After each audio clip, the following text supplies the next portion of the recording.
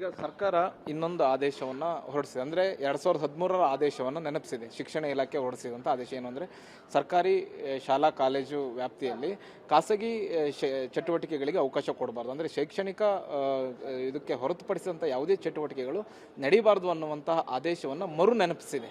ಮತ್ತು ಇದನ್ನ ಇಂಪ್ಲಿಮೆಂಟ್ ಮಾಡಬೇಕು ಅನ್ನೋಂಥ ಆದೇಶವನ್ನು ಕೂಡ ಹೊರಡಿಸಿರುವಂಥ, ಇದಕ್ಕೆ ಏನು ಹೇಳ್ತೀವಿ?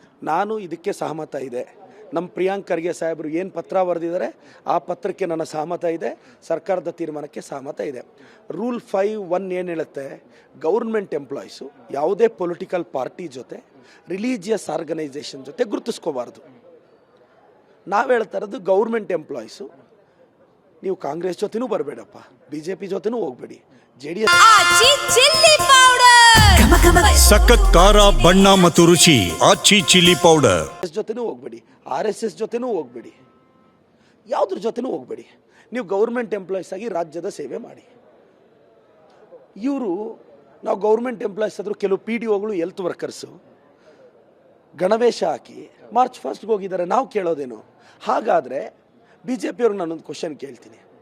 ನೀವು 9 to 5 ಆದಮೇಲೆ ಗಣವೇಶ ಹಾಕೋದಾದರೆ ಹಾಗಾದರೆ ನಾವು ಗೌರ್ಮೆಂಟ್ ಎಂಪ್ಲಾಯೀಸು ಕಾಂಗ್ರೆಸ್ ಶಾಲ್ವ ಹಾಕಿ ಕ್ಯಾನ್ವಾಸ್ ಮಾಡ್ಬೋದಾ? ಅದು ಸರಿನಾ? ಪೊಲಿಟಿಕಲ್ ಆ್ಯಕ್ಟಿವಿಟೀಸಿಂದ ಗೌರ್ಮೆಂಟ್ ಎಂಪ್ಲಾಯೀಸು ಅಂತರ ಕಾಯ್ದುಕೋಬೇಕು ಅನ್ನೋದು ನಮ್ಮ ವಾದ. ಅದು ನಾವು ರೂಲ್ ತರ್ತೀವಿ. ಯಾರೆಲ್ಲ ಗೌರ್ಮೆಂಟ್ ರೂಲ್ಸ್ನ ನಾವೇನು ಫ್ರೇಮ್ ಮಾಡ್ತಿಲ್ವ? ಜಗದೀಶ್ ಶೆಟ್ಟರೇ ಮಾಡಿದ್ರು ಸರ್. ಜಗದೀಶ್ ಶೆಟ್ಟರು ಮುಖ್ಯಮಂತ್ರಿಗಳಾಗಿದ್ದಾಗೆ ಈ ಕಾನೂನು ಬಂದಿದೆ. ಅವ್ರು ಇದನ್ನು ಫಾಲೋ ಮಾಡಲಿಲ್ಲ ಅಂದರೆ ಕ್ರಮ ವಹಿಸ್ತೀವಿ, ಇಲ್ಲ ಧಿಕ್ಕರಿಸ್ತೀವಿ. ನಾವು ಮಾಡ್ತೀವಿ, ನಿಮ್ಗೆ ಇಷ್ಟ ಬಂದಿದ್ದು ಮಾಡಿ ಅಂದರೆ ಸಸ್ಪೆಂಡ್ ಮಾಡಿ ಮನೇಲಿ ಕೂರಿಸ್ತೀವಿ. ನಮಗೆ ಗೊತ್ತಿಲ್ವ ಏನು?